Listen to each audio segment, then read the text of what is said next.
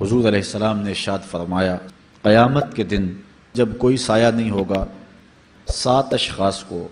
اللہ تعالیٰ جل شانہ اپنے عرش کا ٹھنڈا سایہ نصیب فرمائے گا۔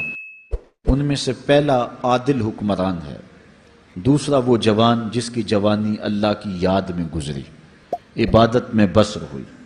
تیسرا وہ شخص کہ جس کا دل مسجد کے ساتھ لگتا ہے، چوتھا وہ شخص